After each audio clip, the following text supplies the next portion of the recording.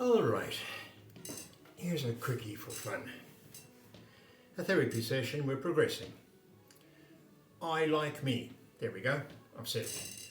My unauthentic, unorthodox way of doing things.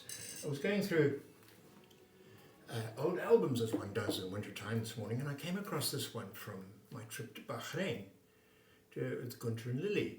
And I was going through and I thought, wow, man, that was something special. And it was taken to souks, and then it came across this guy called Hamza, and he was the driver. So I was invited down, hold the fort while they went off on holiday.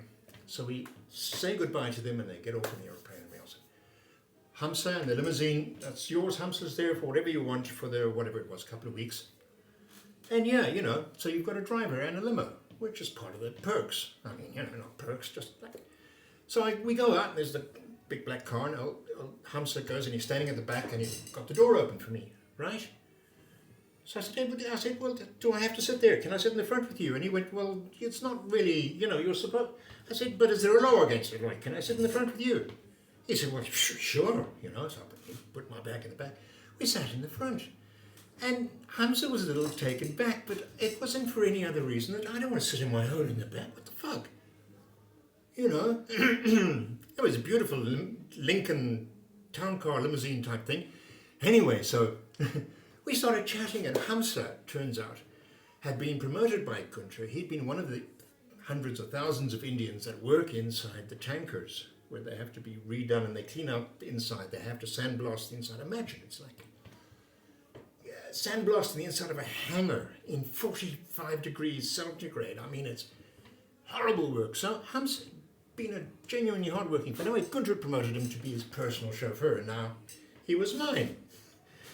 And so we talked about this, and he was from India, and he had 3 kids, and he would send money back, and we got back to the apartment where I was, and he says to me, right, what do you want to do tomorrow? I said, well, nothing, I'm happy just to chill out here. Anyway, he phones me the next morning, and he says, Hamza said, no, he comes to the door, and he says, do you want anything? Can I do shopping? I said, Hamza, I've got everything here, man. No, have a holiday. Jesus, the boss is away. I don't need anything. There's a beautiful luxury right here, all air conditioned, I'm cool.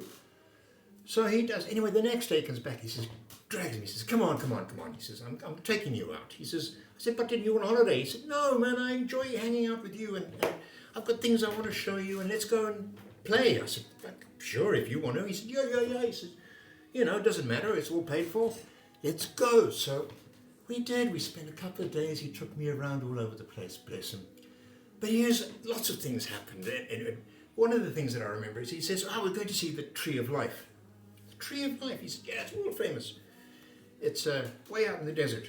It's like 500,000 years old, and it's nothing. So, and sure enough, we drive out into the desert, and here's this shrub, and it's apparently millions of years old, and it's sacred.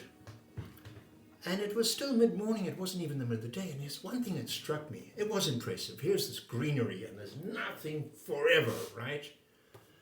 And there was no other tourists there or anything. It was just one guy, and a guy standing there, and I remember thinking, God, a sentry in a sentry box, or simple, like it's, like outside Buckingham Palace or something. But here, in the middle of the desert, one shrub, and one poor fuck standing there in full uniform, right?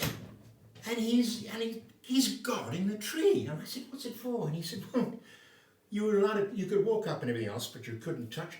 And it's because, people, can you believe this? People would come up and carve, well, of course they would. Tourists, but it goes to show you.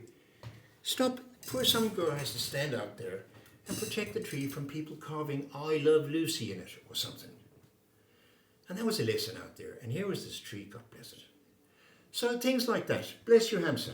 And me. God damn it, that was fun. And that's just the way you've been all through life. And it's been grand. Anyway, Bahrain was a treat. Thanks, guys.